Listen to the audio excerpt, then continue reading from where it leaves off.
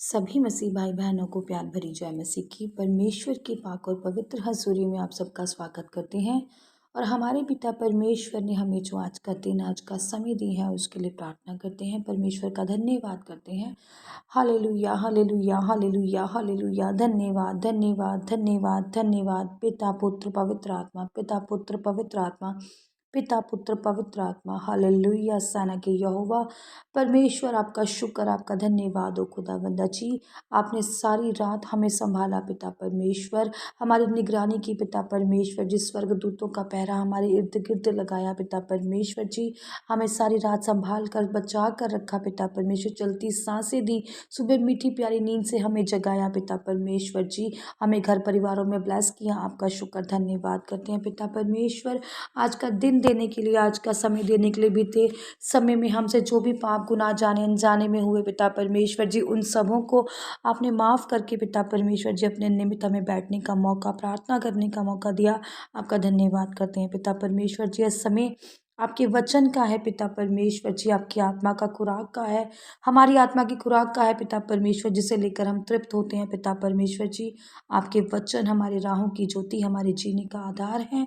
आपके वचन हमें नई उम्मीद, नया जीवन, नया बल प्रदान करते हैं, जिसके द्वारा हम चलाए और बचाए जाते हैं पिता परमेश्वर। आपके वचन हमारी राहों की ज्योति हैं पिता परमेश्वर जी।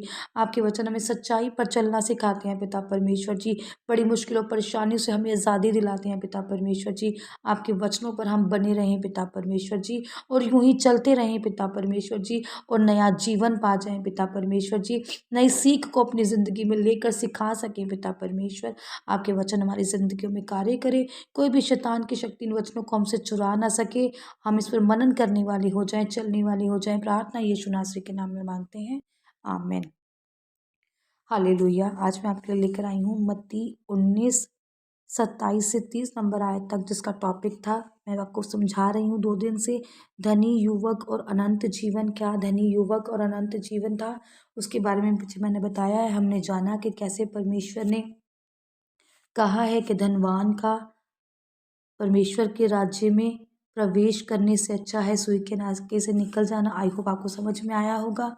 आज हम जानते हैं परमेश्वर आगे हमें क्या कहते हैं। हालेलुया।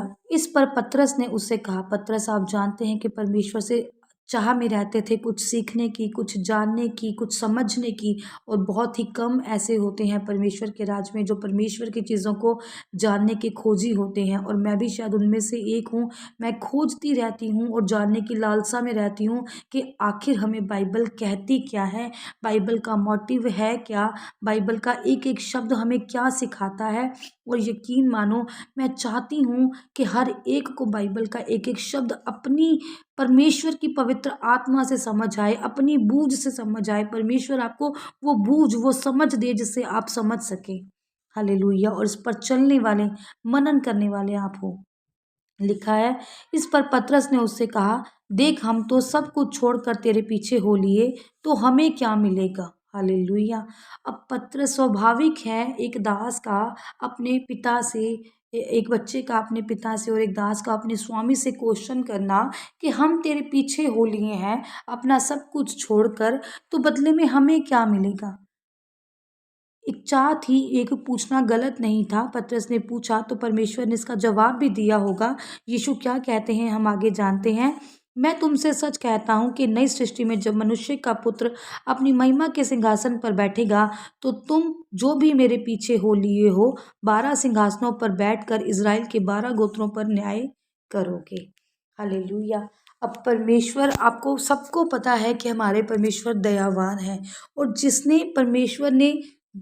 जिसने भी परमेश्वर के लिए कुछ किया है, परमेश्वर ने उसको 100 गुना कर कर वापस दिया होगा, दुगना तिगना करके परमेश्वर ने उसको वापस दिया होगा।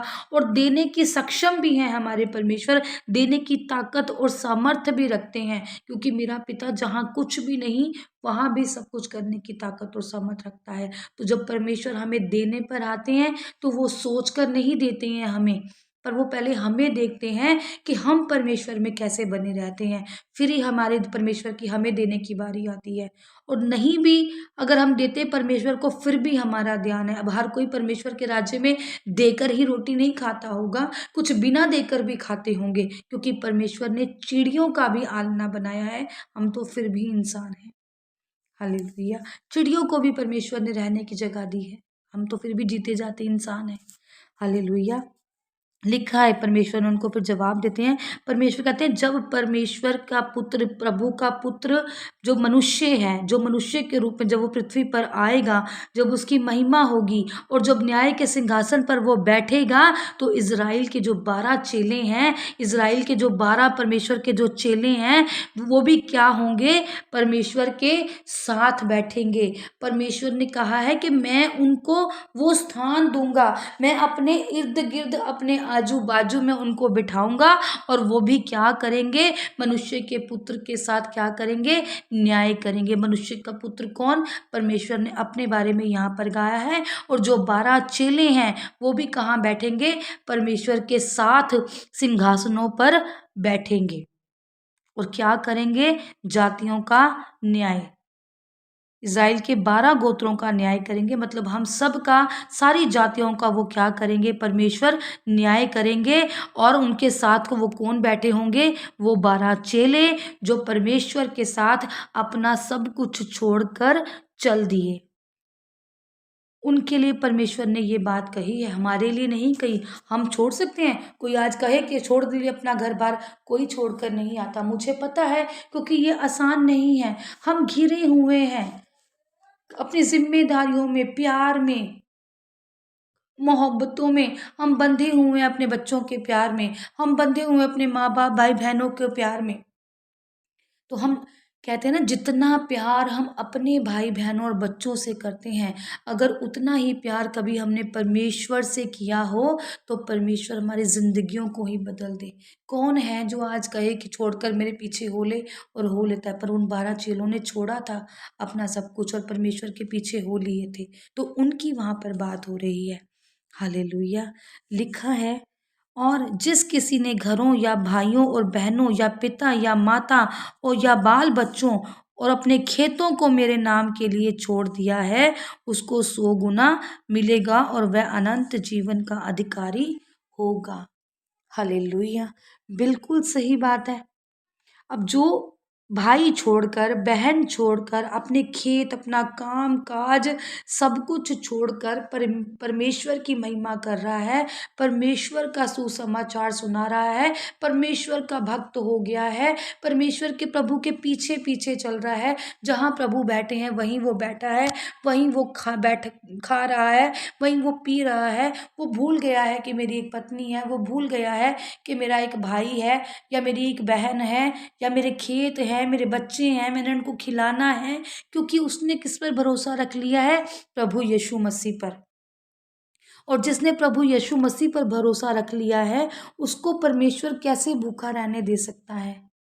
उसके काम कैसे पूरे नहीं होंगे? अगर हम आज, आप मानो, अगर आप किसी की नौकरी करने के लिए भी जाते हो, तो आपको सैलरी मिलती है उसकी। तो जो परमेश्वर की नौकरी बजा रहा है, तो क्या परमेश्वर उसको ऐसे ही रहने देंगे? क्या प्रभु हमारे उसको ऐसे ही रहने देंगे? जिन चिड़ियों को, छोटी छोटी चिड़ियों को परमेश्वर ने बनाया है, भेजा है, उन वो ना तो खाना, बट ना तो कमाती हैं, ना आटा गूंदती हैं, ना रोटी खाती हैं। उनको खुद ब खुद कहीं ना कहीं से वो चीज़ें मिल जाती हैं। मैं कह रही हूँ, हमारे घर में बिल्लियाँ हैं, पता नहीं कहाँ से आ गई हैं, तो वो भी रात को रोटी खाकर ही सोती हैं। उनको भी परमेश्वर ने किसी न किसी का घर दिया है कि तूने यहाँ से खा लेना है, तुझे यहाँ से मिल जाएगा। और कोई ना कोई, कितने ही लोग हैं जो बिल्लियों से नफरत करते होंगे, क्योंकि गंदी पॉटी कर जाती हैं, पर वो, और किसी का दिल इतना भी नादान नहीं है कि उनको मारते होंगे, अगर वो भूखी तड़प रही है तो उसको खाना नहीं देते होंगे। हर किसी का चरवाहा एक ही है। ये प्रभु यीशु मसीह ने कहा, अच्छा याली मैं हूँ। और अच्छा याली क्या करता है?